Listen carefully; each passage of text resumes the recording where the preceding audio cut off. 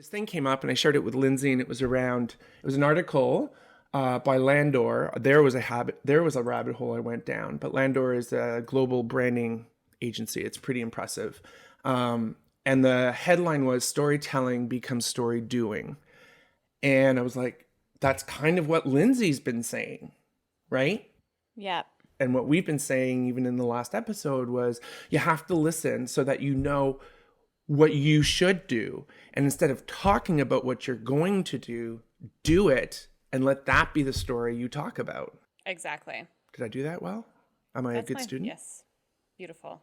Beautiful. That's my philosophy to everything right now, with not only this, not only brands. It's like, stop telling me you're going to go to the gym. Just go there and then tell me later that you're, Well, you always know the just do person stuff. who talks about, I'm on a diet, I joined this, is typically the person who gets quiet about it in about a month, and you know not to bring it up.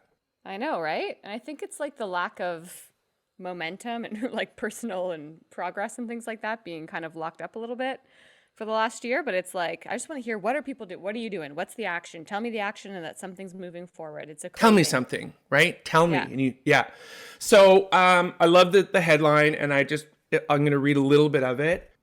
It's no longer enough to talk a good game. Consumers today demand that businesses act. This means behaving responsibly, sustainably, and ethically, and making a positive impact in the world. We are moving from the area of thought leadership to do leadership. Dang. Do leadership. Where storytelling becomes story doing. Brands that fail to do face becoming irrelevant. I agree. Okay? They're right. Hot topic, right? With COVID and everything. Here's what's interesting. The article was published January 10th, 2020. That's a beautiful day in which every year I celebrate my date of birth. Okay, well, thanks. Great day to publish this article. Please go ahead. But it's pre-COVID. Oh, really? When was it? Was I not even listening? God. January 10th, 2020. See, I don't even know what 2020. It's all wash. Okay, we need focus here, Lindsay. This is the setup. I'm with you. So I'm like, well, of course. And then I read the article, and it talks about consumers call bullshit. And, things like the stakes have never been higher, and the world's youngest generations demand that businesses are equal to the challenge. Many young consumers today describe themselves as belief-driven buyers, with a third, 37% of millennials willing to boycott a brand based on its ethical behavior. So here's what it is, and I bring it back to, it'll be another episode we launch, where when you first talked about in podcast camp, I think you start going like, what is this COVID thing? Like, I'm really starting to worry, right? And I'm like, it's just Y2K all over again. Don't worry about it. There goes Sean again. But anyways, what that point of that whole discussion was around, things exist, trends exist, movements exist, but whether they catch on, typically doesn't happen the first time. They've weathered the storm of like, yeah, this was a thing, but it had a different meaning, or okay, great. So if 37% of millennials are willing to do this applies to everyone now. Yeah, and I would say like Gen Z, like the younger generation, is probably even like 60, 70% more likely to boycott a brand who's not, living values that they agree with.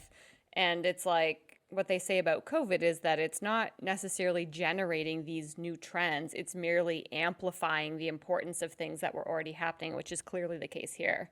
This was a thing, but how much has we talk about how, COVID has accelerated retail by 10 years and 8 months, right? That's the hot topics and all that stuff. I kind of look at that in parallel and say, well, how much has COVID accelerated story doing? Right. And that's all cool. So I'm reading this, and they give examples. There's some great examples, but one example is, for example, Tommy Hilfiger launched what's called an adaptive range, where basically it was fashionable clothing for disabled customers. So just really, altering and adapting in small ways to make things more accessible for a large part of the population. So that was really interesting, and they just talk about all these things.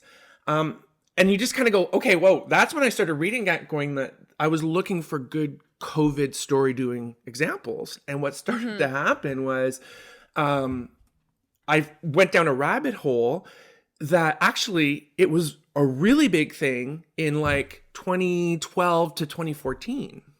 And it was totally around, it was really the driver. And this is where I'm like, right, because we both worked for a company that did this, and it was all around experiential.